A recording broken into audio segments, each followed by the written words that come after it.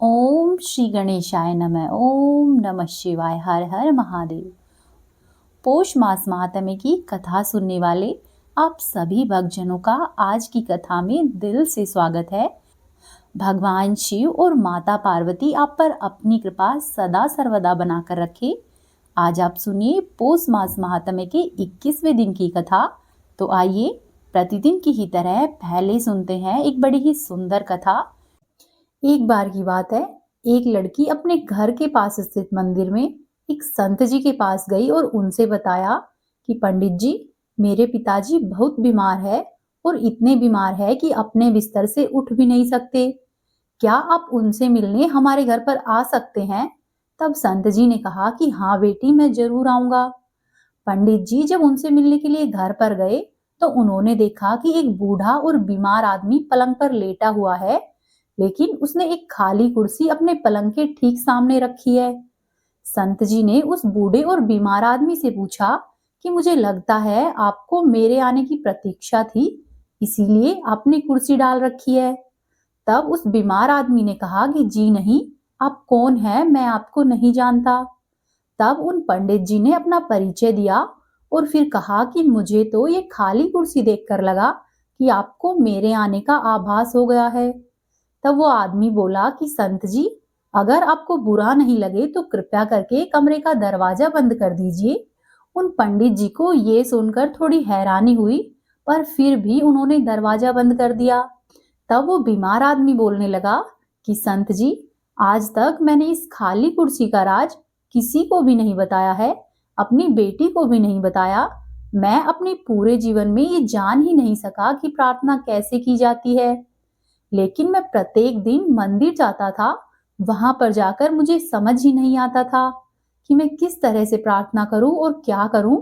फिर लगभग 4 साल पहले की बात है, मेरा एक दोस्त मुझसे मिलने आया और उसने मुझे बताया कि हर प्रार्थना भगवान से सीधे ही हो सकती है। उसी ने मुझे सलाह दी कि तुम ऐसा करना, एक खाली कुर्सी को अपने सामने रखना और ये विश्वास करना कि भगवान खुद कुर्सी पर तुम्हारे सामने बैठे हुए हैं, और फिर भगवान से ठीक उसी तरह से बात करना जैसे कि तुम अब मुझसे कर रहे हो, और वो हमारी हर फरियाद सुनेंगे। और संत जी, मैंने ठीक वैसा ही किया। जब मैंने ऐसा करके देखा तो मुझे बहुत अच्छा लगा। फिर तो मैं प्रतिदिन ही लगभग 2-2 घंटे तक भगवान से ऐसे ही बातें करने लगा। लेकिन मैं इस बात का विशेष ध्यान रखता हूँ कि मेरी बेटी कभी भी मुझे ऐसे बातें करते हुए नहीं देखे, क्योंकि अगर वो देख लेगी तो उसे लगेगा कि मैं पागल हो गया हूँ। ये सब सुनकर संत जी की आंखों से प्रेम की अश्रुधारा बहने लगी। संत जी ने उस बुजुर्ग से कहा कि आपकी भक्ति तो उच्च श्रेणी की है। फिर उस बीमार आदमी के सिर पर संत ने हाथ रखा और कहा कि आप अपनी इस सच्ची भक्ति को और प्रेम भाव को जारी रखिए। ऐसा कहकर संत जी तो अपने आश्रम पर लौट आए। लेकिन कुछ दिनों के बाद वृद्ध व्यक्ति की वह बेटी फिर से उन पंडित जी के पास मिलने पहुंची और उसने बताया कि जिस दिन आप मेरे पिताजी से मिलने आए थे, उस दिन वो बहुत खुश थे, लेकिन कल ही उन्होंने अपने प्राण त्यागे हैं। और उस वृद्ध व्यक्ति की बेटी ने ये भी बताया कि पंडित जी, मैं जब घर से अपने काम पर जा रही थी तो पिताजी ने मुझे बुलाया और मेरा माथा स्नेह से चूमा। उनके चेहरे पर बहुत शांति थी और उनकी आंखों में आंसू थे। लेकिन वापस लौटकर मैंने एक अजीब सी चीज देखी। वो ऐसी मुद्रा में अपने बिस्तर पर बैठे थे जैसे कि खाली कुर्सी पर उन्होंने किसी की गोद में अपना सिर रखा हो, जबकि कुर्सी तो हमेशा की ही तरह खाली थी। आगे वह कहती है कि पंडित जी, मेरे पिताजी ने खाली कुर्सी के आगे सिर क्यों झुका कर रखा था? उस बच्ची के मुख से ये प्रश्न और घटना वृतांत सुनकर पंडित जी फूट फूट कर रोने लगे और प्रभु के आगे फरियाद करने लगे कि हे प्रभु, मैं भी जब इस दुनिया से जाऊं तो इतनी कृपा करना, मुझे भी अपनी गोद में सर रखने देना। प्रिय भक्तों, यदि हम भी प्रभु पर इतना विश्वास रखते हैं तो प्रभु से हम जो चाहते हैं और जैसे चाहते हैं वही रिश्ता कायम रख सकते हैं। साथ ही हम प्रभु की उपस्थिति अपने आसपास हर जगह और हर समय महसूस कर सकते हैं। इसीलिए प्रभु पर पूर्ण विश्वास करके उन्हें हमेशा ही अपने साथ मानना चाहिए। यदि दुख का समय है तो उन पर विश्वास करें और यदि सुख का समय है तो उनका धन्यवाद करें। इसी तरह से प्रभु के श्री चरणों का ध्यान करते हुए अपने जीवन को आसान बनाया जा सकता है। अब आप सुनिए महात्म्य कथा में आगे का वृतांत। उग्रेक्षण अपनी पत्नी से कहता है कि युद्ध क्षेत्र में मैं गणेश्वर का सिर अवश्य ही काटूंगा, फिर चाहे कुछ भी क्यों न हो जाए।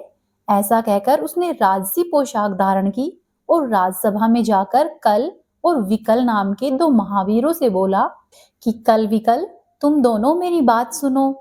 इस समय इन समस्त योद्धाओं में तुम दोनों ही अधिक दुराधर्ष हो।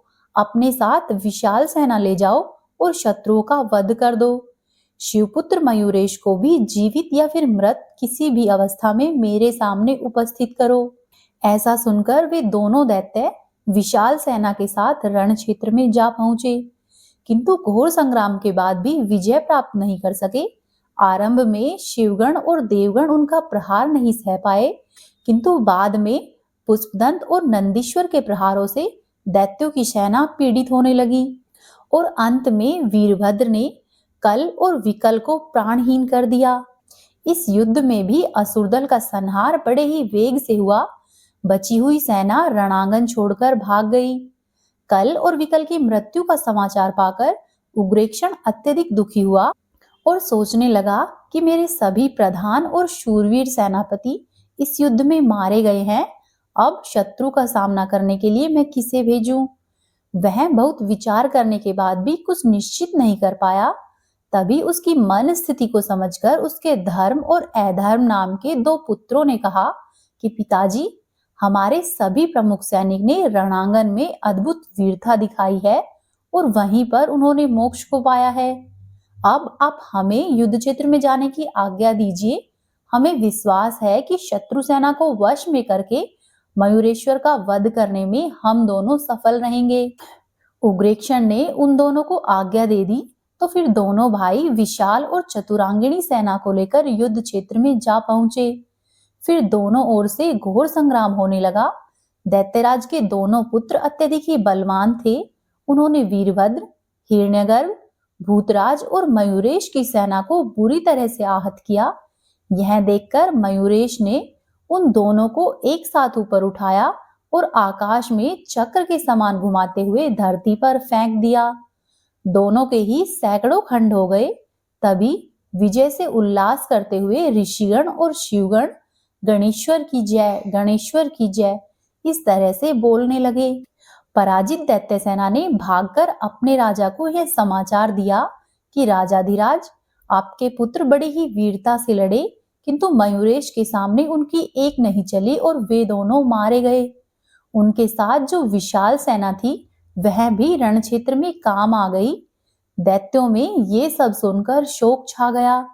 रानी दुर्गा ने जब ये सुना तो राजसभा में जाकर रोती हुई बोली कि हे प्राणनाथ, मेरे पुत्रों को आपने मुझसे पूछे बिना ही रण क्षेत्र में भेज दिया। यदि वे दोनों मेरा आशीर्वाद लेकर जाते तो उन्हें विधाता भी नहीं मार सकता था। दैत्यराज ने उसे बहुत प्रकार से समझाया और फिर अंतःपुर में भेजा। फिर वह दैत्यराज स्वयं वीरवेश धारण करके विशाल असुर सेना के साथ रण क्षेत्र में आ गया और उसने वहां पर आकर तुरंत ही मारकाट आरंभ कर दी। अनेक शिवगण काम आ गए। वीरभद्र ने मयूरेश से कहा कि प्रभु, उग्रेक्षण पुनः आकर भीषण संहार में प्रवृत्त है। इस बार तो वह बहुत ही उग्र हो उठा है, आप स्वयं ही उसका निवारण कीजिए। ऐसा सुनकर गणेश्वर ने अपने वाहन मयूर को बुलाया और उस पर आरूढ़ होकर उस दैत्य के सामने जाकर पहुंच गए। उग्रेक्षण ने माया का आश्रय लिया तो मयूरेश ने उसकी समस्त माया नष्ट कर दी। फिर उसने अनुयायी असुरों का संहार प्रारंभ किया। धीरे धीरे विशाल दैत्य सेना समाप्त हो गई। मयूरेश के प्रहारों के सामने उग्रेक्षण का पौरुष काम नहीं कर सका। वह फिर से रण क्षेत्र से भाग गया और अपने भवन में जा पहुंचा। इधर विजयी शिवगण अपने स्थान पर आ गए। शिव और शिवा ने मयूरेश से विश्राम करने का आग्रह किया। तभी देवर्षि नारद बोल उठे कि माता पार्वती जी, मुझे यहाँ पर पड़े पड़े बहुत दिन व्यतीत हो गए हैं, पूजा पाठ और भजन आदि नित्य कर्म भी मैं ठीक प्रकार से नहीं कर पाता। अभी भी उग्रेक्षण का वध शीघ्र संभव नहीं लगता है, और जब तक उसका वध नहीं होगा तब तक देवगण मुक्त नहीं होंगे और न ही गणेश जी का विवाह हो पाएगा। इसीलिए मैं तो अब यहाँ से जाने की आज्ञा चाहता हूँ। तभी नंदी ने कहा कि हे देवर्षि, आप तो सर्वगुण संपन्न है, फिर गणेश्वर की महिमा से अनभिज्ञ रहते हैं। आप शीघ्र ही दैत्यराज का वध हुआ देखेंगे। तब मुनि बोले कि मैं तो तभी समझूंगा जब उसका वध हो जाएगा, अन्यथा अनुमान कितने ही लगाते रहो।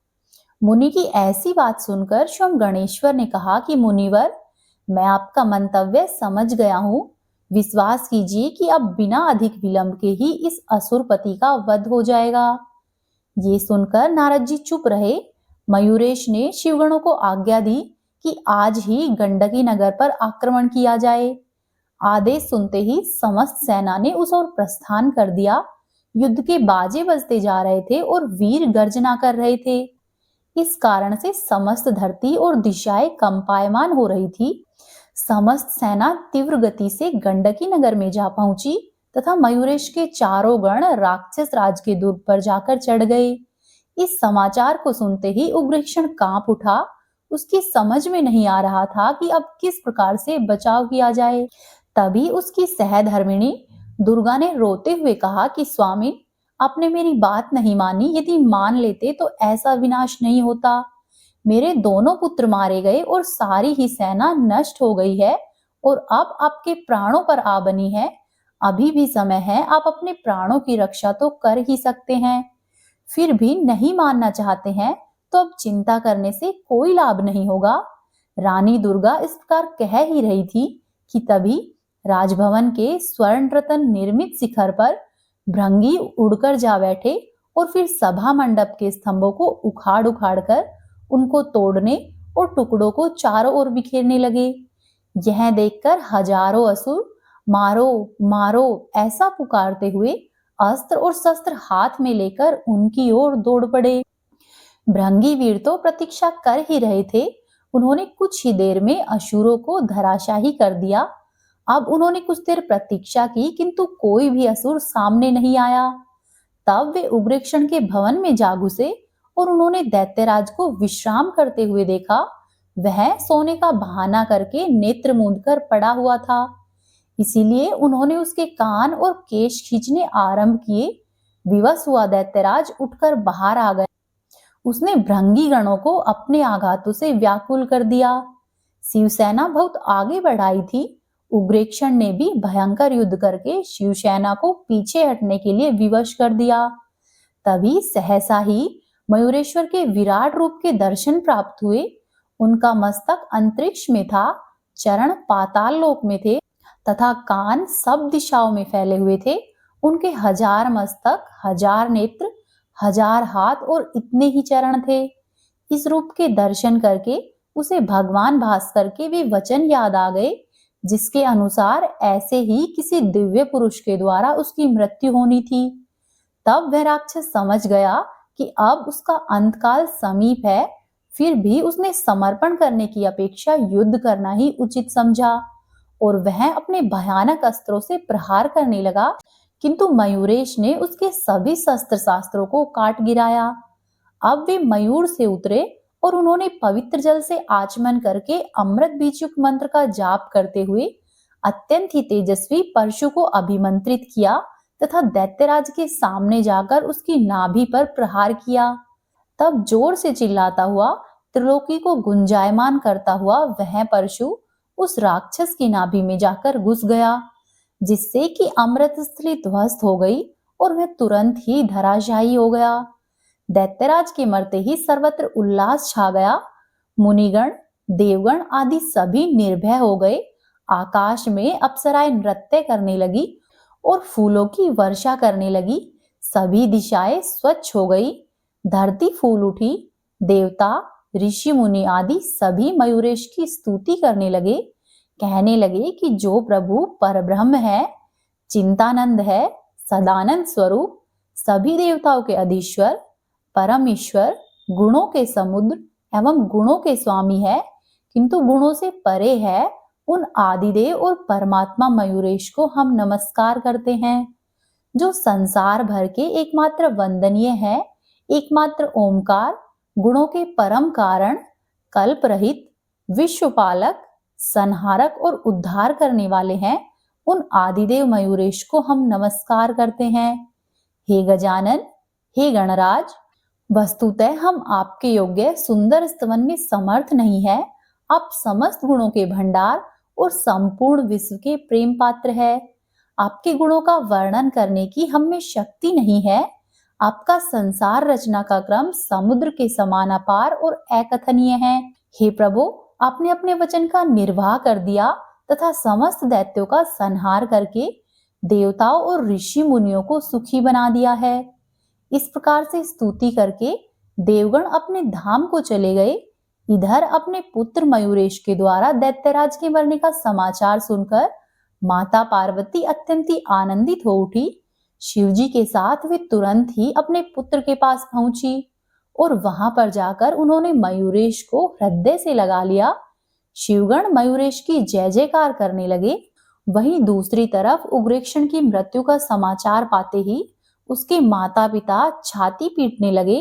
रानी दुर्गा ने करुण क्रंदन किया और दैत्य नगरी में सर्वत्र ही शोक छा गया।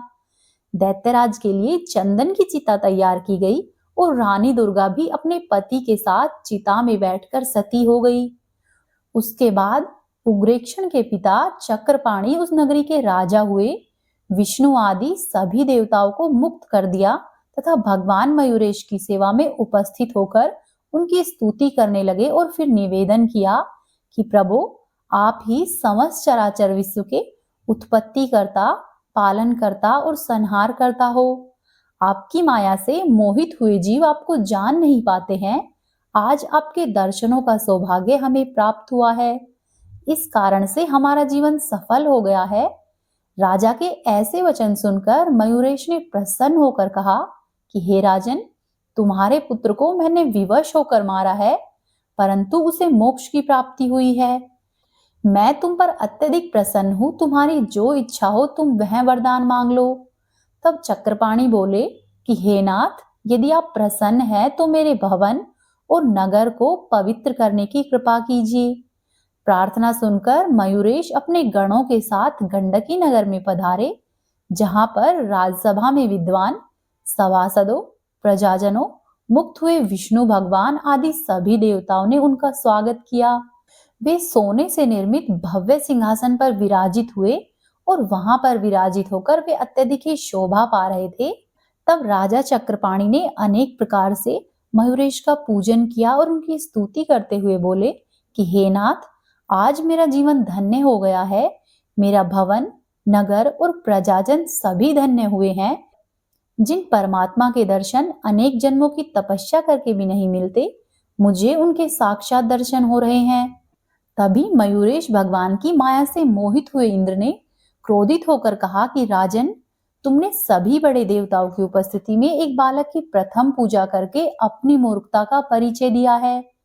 तब राजा चक्रपाणि बोले कि हे देवराज, यद्यपि आप रुद्र, सूर्य, वायु, वरुण, कुबेर, अग्नि आदि समस्त देवताओं को मेरे पुत्र ने हरा दिया, उसके भय से समस्त देवता, सिद्ध, गंधर्व, ऋषि मुनि आदि यत्र तत्र छिपे रहे।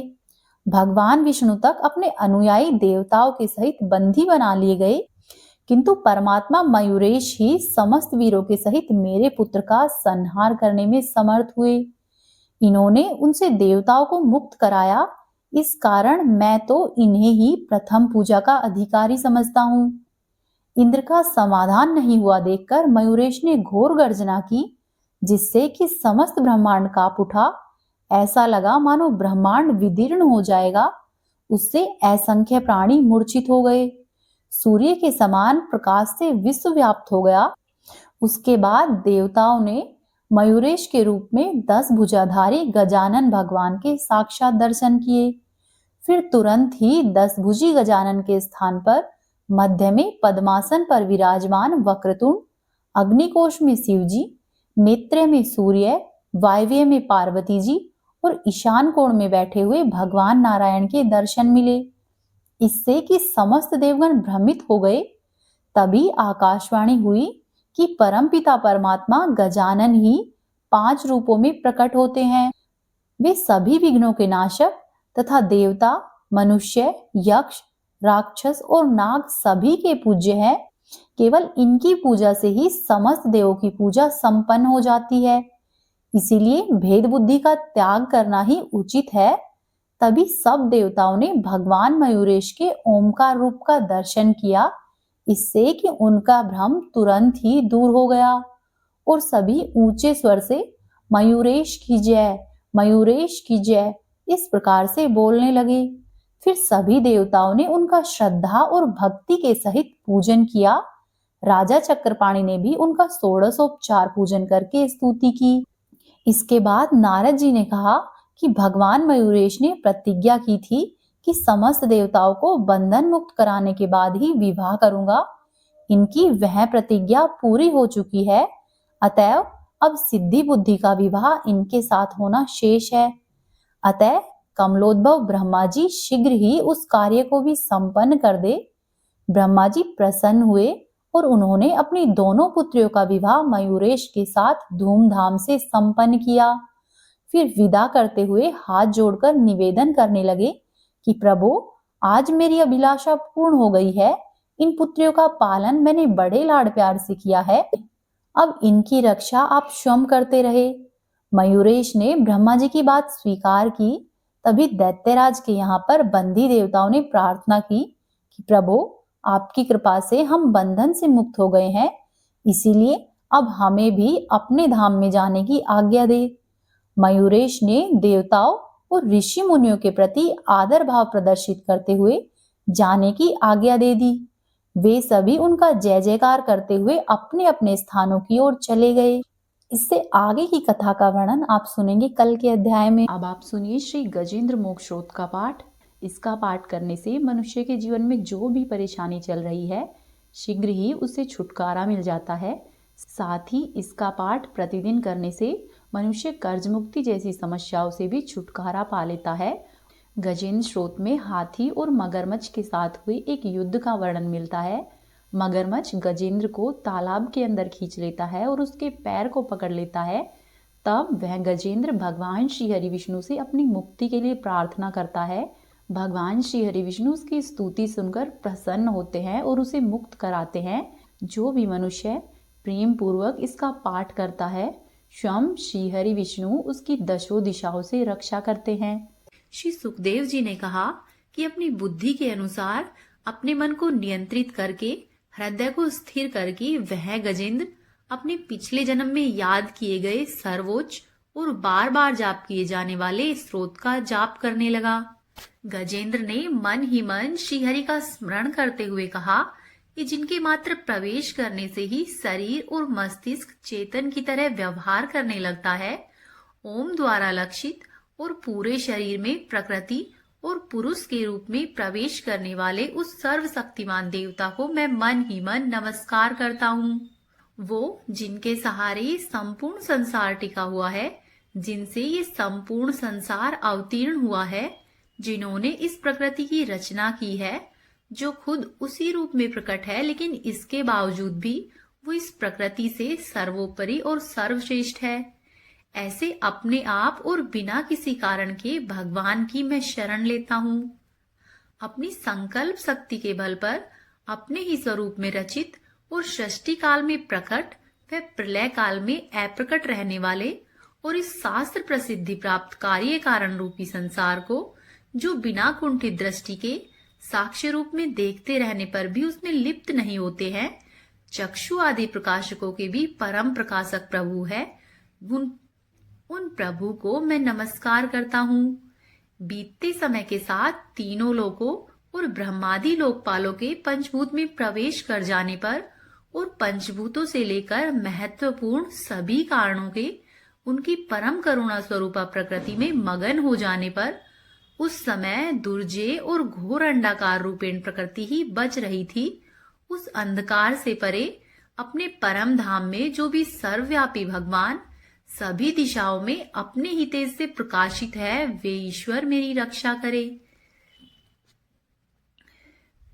विभिन्न नाट्य रूपों में अभिनय करने वाले और उस अभिनेता के वास्तविक स्वरूप को जिस प्रकार से साधारण लोग नहीं पहचान पाते हैं, उसी तरह से सत्व प्रधान देवता और महर्षि भी जिनके स्वरूप को नहीं जान पाते, ऐसे में कोई साधारण जीव उनका वर्णन कैसे कर सकता है। ऐसे दुर्गम चरित्र वाले देवता मेरी रक्षा करे। अशक्ति से मुक्ति, सभी प्राणियों में आत्मबुद्धि प्रदान करने वाले, सबके बिना कारण हित और अतिशय साधु स्वभाव वाले ऋषि मुनिजन, जिनके परम स्वरूप को देखने के लिए आसक्ति से मुक्त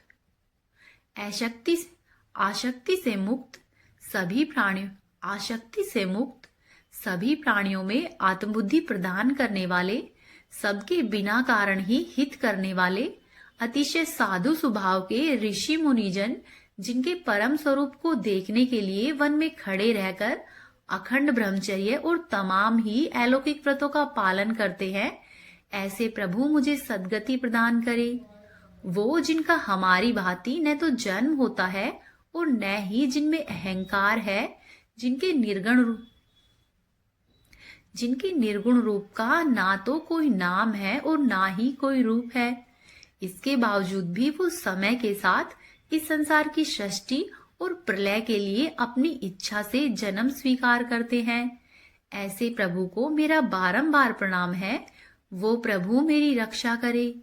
उस अनंत शक्ति वाले परब्रह्म परमेश्वर को मेरा नमस्कार है। उस प्राकृत, आकार रहित और अनेक रूप वाले अद्भुत भगवान को मेरा नमस्कार है। स्वयं प्रकाश और सभी साक्ष्य परमेश्वर को मेरा सत सत नमन है। वैसे देव जो मन, वाणी और चित्तवृत्तियों से भी परे है, उन्हें मेरा नमस्कार है। विवेक से परिपूर्ण पुरुष के द्वारा सभी सत्व गुणों से पूर्ण, निवृत्त धर्म के आचरण से मिलने योग्य, मोक्ष सुख की अनुभूति रूपी प्रभु है, उनको मेरा नमन है। अपने सभी गुणों को स्वीकार कर, शांत रजोगुण को स्वीकार करके अत्यंत और तमोगुण को अपनाकर मूढ़ से जाने जाने वाले, बिना भेद के और हमेशा ही सद्भाव से पूर्ण ज्ञान धनी प्रभु, आपको मेरा नमस्कार है। शरीर के इंद्रिय आदि के समुदाय रूप और सभी पिंडों के ज्ञाता, सब के स्वामी और साक्षी स्वरूप देव, आपको मेरा नमस्कार है। सभी के अंतर्यामी, प्रकृति के परम कारण, लेकिन खुद बिना कारण के भी जो प्रभु है, उनको मेरा नमस्कार है। सभी इंद्रियों और उनके विषयों को जानकर सभी प्रतीतियों के कारण रूप, संपूर्ण जड़ प्रपंच और सबकी मूलभूता अविद्या के द्वारा जो सूचित होते हैं और सभी विषयों में अविद्या रूप से भासने वाले देव को मेरा प्रणाम है। सबके कारण, लेकिन खुद बिना कारण के होने पर भी बिना किसी परिणाम होने की वजह से अन्य कारणों से विलक्षण कारण, आपको मेरा बारंबार प्रणाम है। सभी वेदों और शास्त्रों के परम तात्पर्य, मोक्ष रूपी और श्रेष्ठ पुरुषों की परम गति देवता, आपको मेरा नमस्कार है। वो जो त्रिगुण रूपों में छिपी हुई ज्ञान रूपी अग्नि है, उन गुणों में हलचल होने पर जिनके मन और मस्तिष्क में संसार को रचने की प्रकृति उत्पन्न हो उठती है और आत्मा तत्व की भावना के द्वारा विधि निषेध रूपी शास्त्र से भी ऊपर उठे हुए महात्मा और महाज्ञानियों में जो खुद ही प्रकाशित हो रहे हैं, ऐसे ईश्वर को मेरा नमन है। मेरे जैसे शरणागत और पशु के समान जीवों की अविद्या रूप फांसी को हमेशा के लिए ही पूर्ण रूप से काट देने वाले, परम दयालु और दया दिखाने में कभी भी आलस्य नहीं करने वाले, नित्य ही मुक्ति प्रदान करने वाले प्रभु को मेरा नमन है। अपने अंश से सभी जीवों के मन में अंतर्यामी रूप से विद्यमान रहने वाले सर्वनियंता अनंत परमात्मा, आपको मेरा प्रणाम है।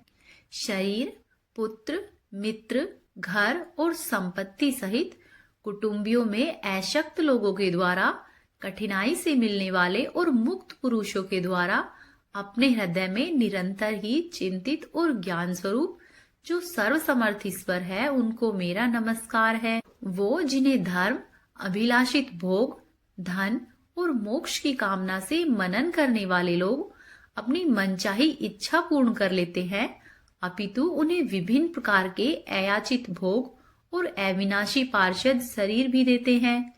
वैसे अत्यंत ही दयालु प्रभु मुझे इस विपदा से हमेशा के लिए बाहर निकाले।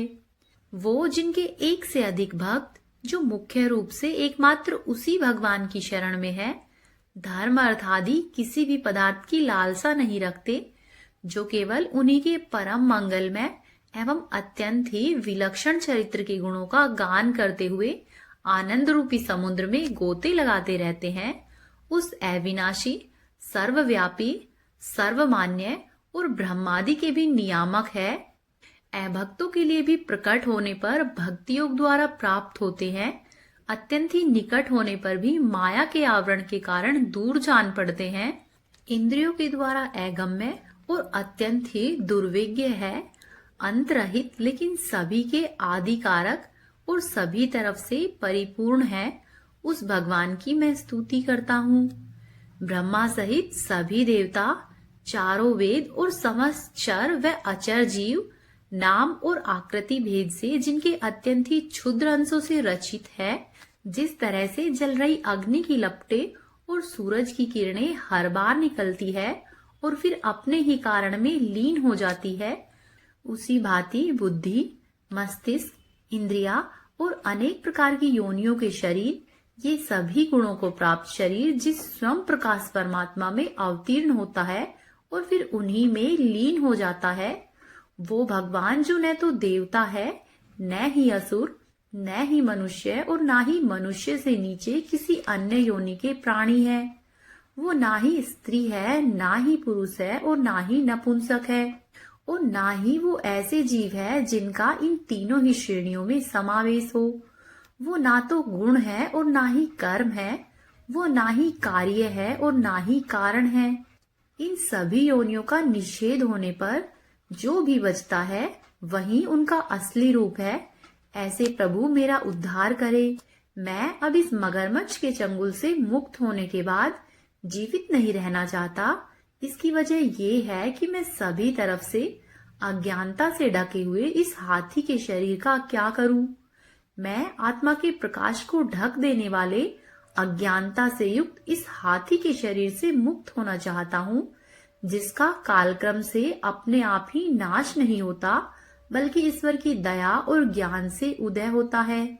इस तरह मोक्ष के लिए लालायित संसार के रचिता स्वयं संसार के रूप में प्रकट, लेकिन संसार से परे, संसार से एक खिलौने की भांति खेलने वाले, संसार में आत्मरूप से व्याप्त, अजन्मा, सर्वव्यापी एवं प्राप्त वस्तुओं में भी सर्वश्रेष्ठ श्री हरि को मैं केवल नमन करता हूँ और स्वयं उनकी शरण में जाता हूँ। वो जिन्होंने भगवती शक्ति रूपी योग के द्वारा कर्मों को जला डाला है। समस्त योगी ऋषि अपने योग के द्वारा अपने शुद्ध हृदय में जिसे प्रकट देखते हैं, उन योगेश्वर भगवान को मेरा नमन है। वो जिनके गुण, शक्तियों का राग, रूप और वेग असहनीय है और जो सभी इंद्रियों के विषय रूप में महसूस हो रहे हैं, तथापि वो जिनकी इंद्रियां समस्त विषयों में ही रची बसी रहती है, ऐसे लोगों को जिनका मार्ग मिलना संभव नहीं है, वैसे शरणागत एवं अपार शक्तिशाली भगवान आपको मेरा बारंबार नमन है। वो जिनकी अविद्या नाम की शक्ति के कार्य रूप से ढके हुए अपने ही रूप को जीव समझ नहीं पाता है, ऐसे अपार महिमा वाले प्रभु की मैं शरण लेता हूँ। आगे श्री सुखदेव जी कहते हैं कि वो जिसने पूर्ण प्रकार से भगवान के भेद रहित सभी निराकार स्वरूप का वर्णन किया था, उस गजराज के करीब जब ब्रह्मा और साथ ही अन्य कोई भी देवतागण नहीं आए, तब अपने विभिन्न प्रकार के विशेष विग्रह को अपना ही रूप मानते हैं। ऐसे में साक्षात श्री विष्णु जी, जो कि सभी की आत्मा होने के कारण सभी देवताओं के ही रूप है, वो वहां पर प्रकट हुए और उस गजराज को इस प्रकार से दुखी देखकर उसके द्वारा पढ़ी गई स्तुति को सुनकर सुदर्शन चक्रधारी जगदीश्वर प्रभु इच्छा के अनुसार तीव्र वेग वाले गरुड़ की पीठ पर सवार होकर सभी देवों के साथ उस स्थान पर पहुंचे जहां पर वह गज था। सरोवर के अंदर महाबलशाली ग्राह्य द्वारा जकड़े और दुखी उस गजराज ने आसमान में गरुड़ की पीठ पर बैठे हुए और हाथों में चक्र लिए हुए भगवान विष्णु को अपनी सूंड में पहले से ही उनकी पूजा के लिए रखे हुए कमल को श्रीहरि पर बरसाते हुए कहा कि सर्व पूज्य भगवान श्रीहरि आपको मेरा प्रणाम है। सर्व पूज्य भगवान श्रीहरि आपको मेरा नमस्कार है। फिर पीड़ित गज को देखकर श्रीहरि भगवान विष्णु गरुड़ से नीचे उतरकर सरोवर में आए और बेहद ही दयालु होकर उस ग्राह्य के सहित गज को भी तुरंत ही सरोवर से बाहर निकाल लिया। देखते ही देखते अपने चक्र से ग्राह्य की गर्दन काट दी और गज को उस पीड़ा से बाहर निकाल लिया और इस तरह से गज को मुक्ति मिली। हे प्रभु, जैसे आपने गजराज को उसके दुखों से मुक्ति दिलाकर उसके जीवन को धन्य किया है, वैसे ही अपनी कृपा हम पर भी रखना। अब आप सुनिए श्री सूर्य कष्टम का पाठ। ओम गृहणी सूर्याय नमः। आदिदेव नमस्तुभ्यं प्रसिद्धं मम भास्करं दिवाकर नमस्तुभ्यं प्रभाकर नमोस्तुते। सप्ताश्वरथमारूढं प्रचण्डं कश्यपात्मजं श्वेतपद्मधरं देवं तं सूर्यं प्रणमाम्यहम्। लोहितं रथमारूढं सर्वलोकपितामहं महापापहरं देवं तं सूर्यं प्रणमाम्यहम्। त्रैगुण्यं च महाशूरं ब्रह्मा विष्णुमहेश्वरं महापापहरं देवं तं सूर्यं प्रणमाम्यहम्। ब्रहितं तेजपुञ्जं च वायुमाकाशमेव च प्रभुं च सर्वलोकानां तं सूर्यं प्रणमाम्यहम्। बन्दुकपुष्पसङ्काशं हारकुण्डलभूषितम् एकचक्रधरं देवं तं सूर्यं प्रणमाम्यहम्। तं सूर्यं जगत्कर्तारं महातेजप्रदीपनं महापापहरं देवं तं सूर्यं प्रणमाम्यहम्।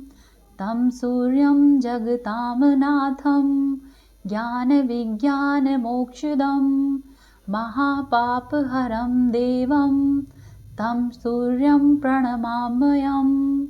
ओम गृहणी सूर्याय नमः। तो ये थी आज की महात्म्य कथाएं। उम्मीद है आपको पसंद आई होगी।